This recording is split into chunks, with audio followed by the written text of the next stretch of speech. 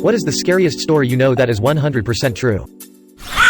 Nashipur train disaster is something that reminds me how death can come at any moment. A train with 51 wagons of sulfur, fertilizer, petrol and cotton wool somehow broke loose and rolled down the track about 20 kilometers until it derailed in the town of Kayam, Iran. There were no humans on board.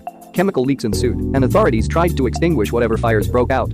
At one point, the whole thing explodes. And it really explodes.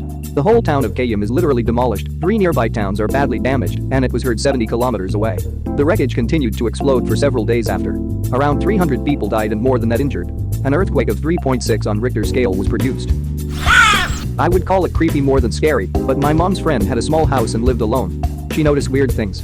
A batch of soup depleting faster than usual, missing eggs, damp towels in the hamper when she hadn't used any, extra dishes in the dishwasher, etc. This went on for months. She thought she was just being forgetful. One day she heard some thumping around in her attic and went to investigate. She found some makeshift living quarters. Small radio, hot plate, sleeping bag, pillow, food wrappers, etc. She called the cops who came to keep an eye on the place.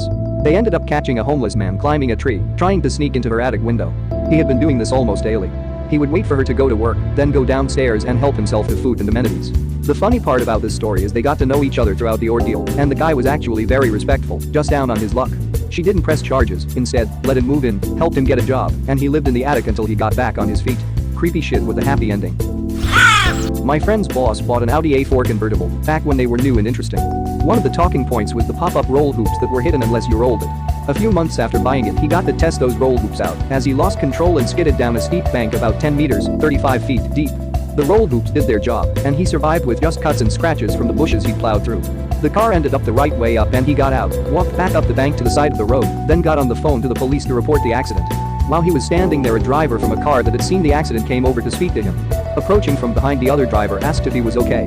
My friend's boss turned around to reply and dropped dead. His neck had been fractured, but was in one piece right up until he turned his head, when it severed his spinal cord. Various torture murders are probably the most horrific things I've read about.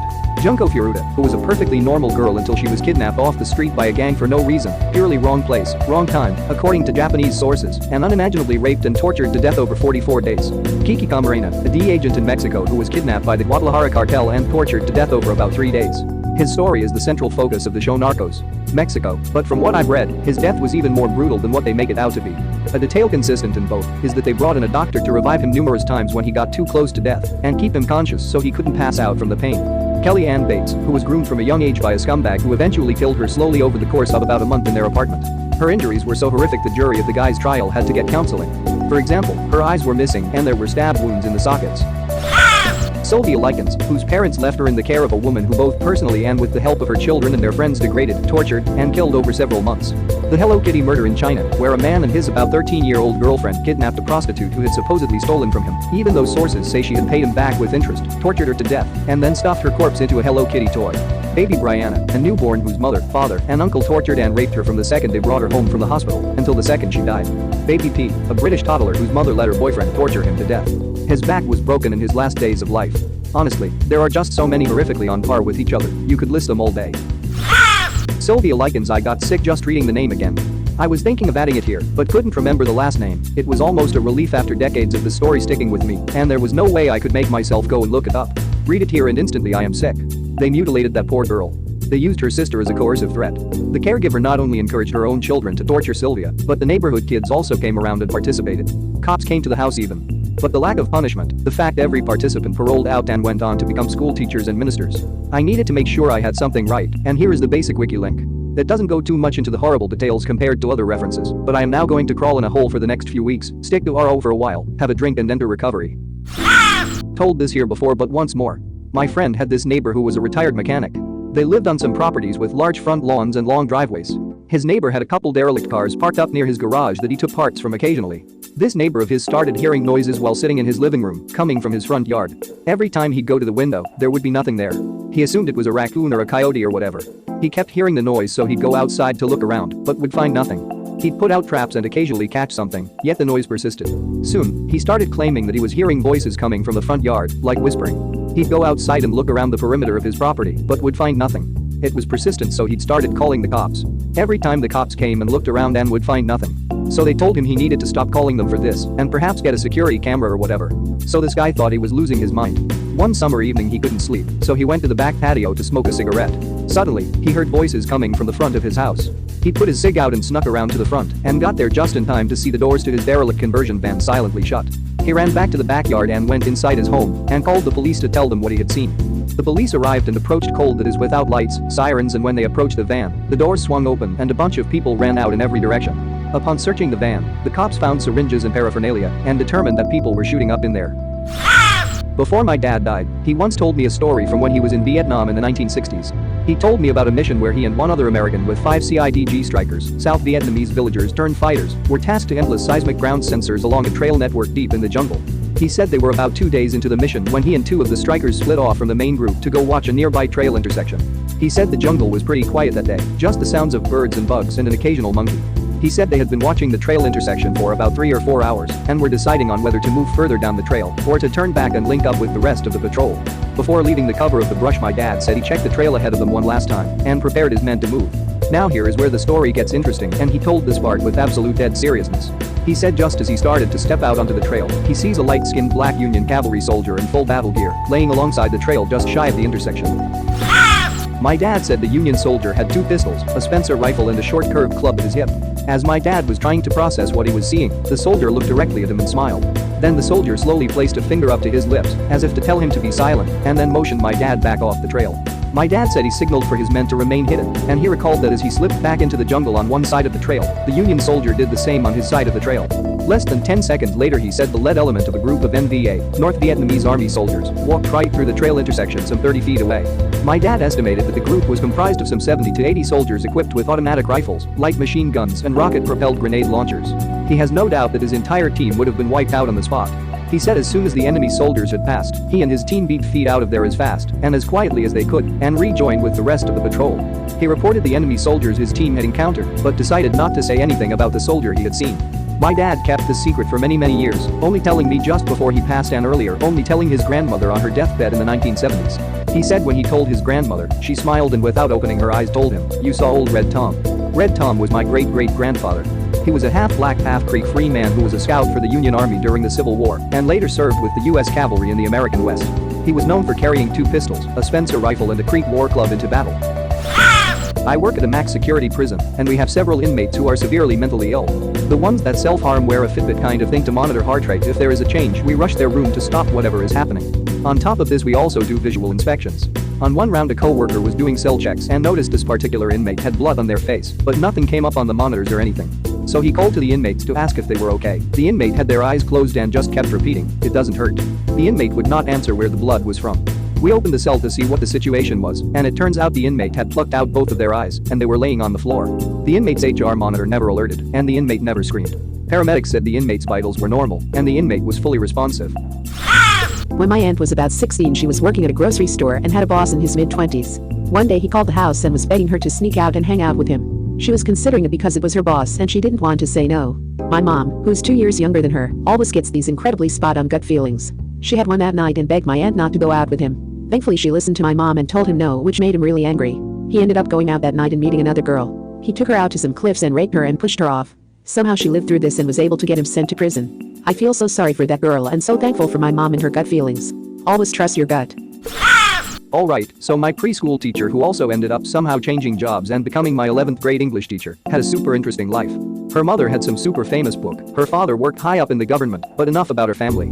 First, let me describe her to you. She had dark hair and blue eyes. You'll see why this matters in a minute.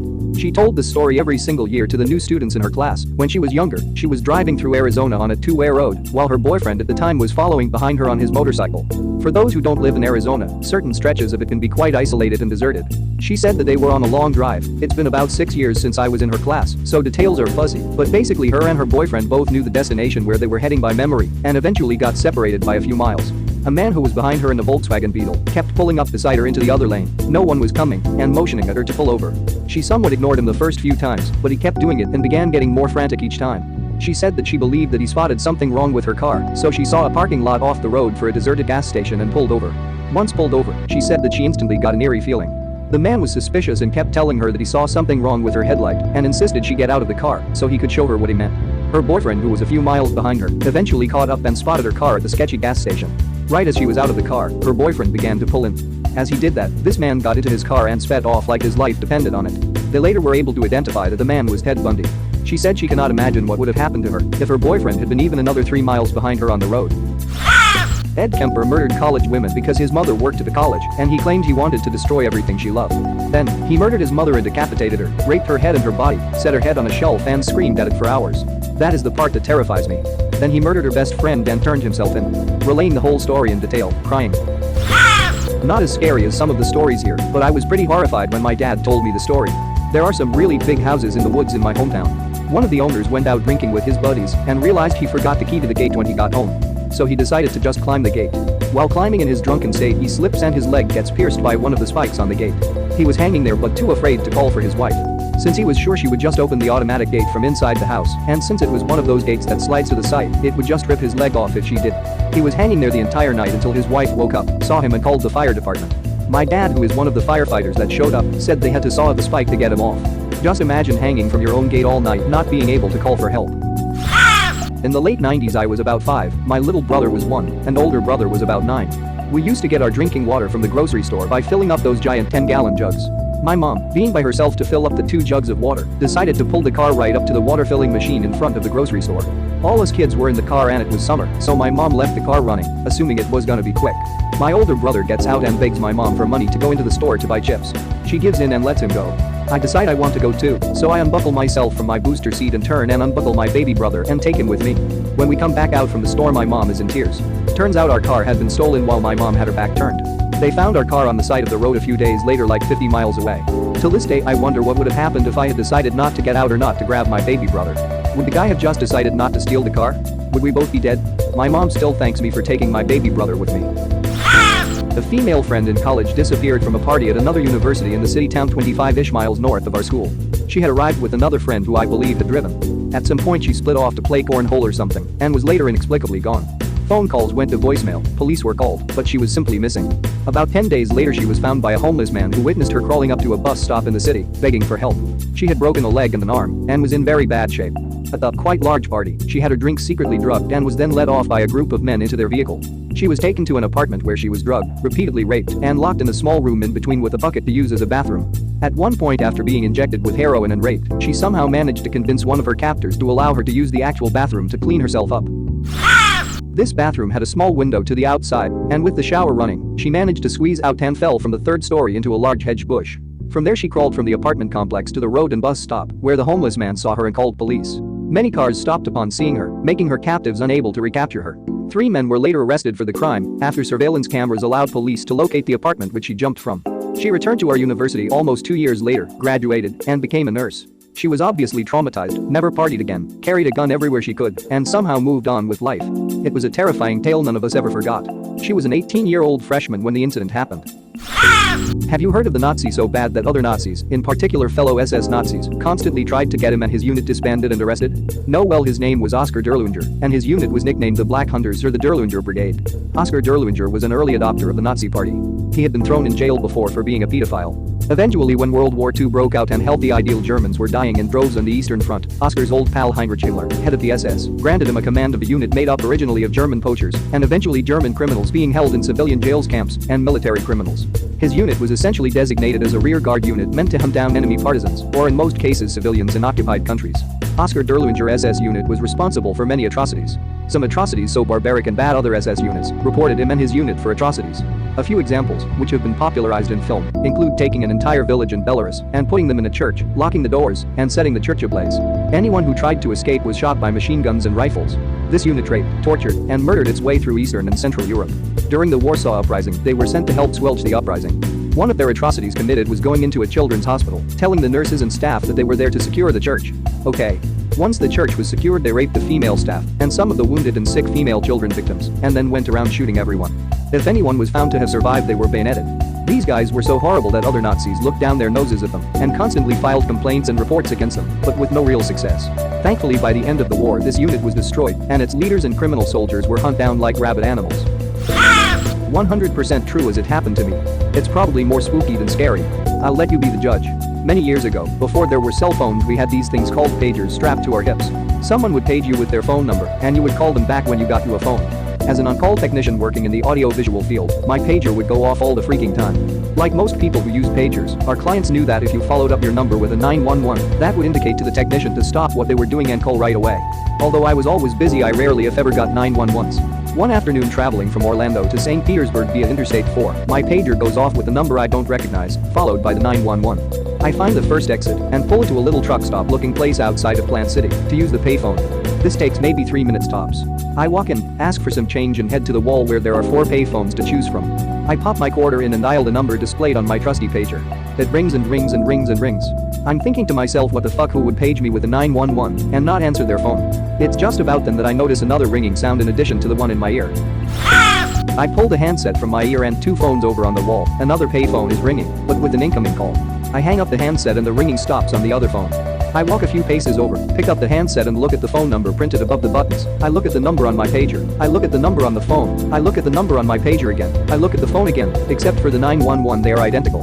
I kinda lose my breath for a second, and then I make my way over to the girl at the counter and ask if she saw anyone use the payphone. She said I was the only person in the store in the last hour. The whole episode probably took 15 minutes, but man, I was freaked out. The hair on the back of my neck was standing straight up, and I just wanted out of there.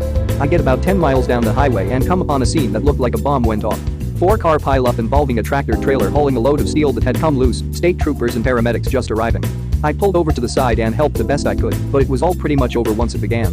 I have no idea why I got that page or from whom or what, but I'm convinced that if I hadn't, I would not be alive to write this today. Thank you very much for watching. Don't forget to subscribe and like this video. Tell me what you dislike or love about this video, so please comment below and hit the bell icon so you're notified anytime a new video is released. This is a WeCrow Media production.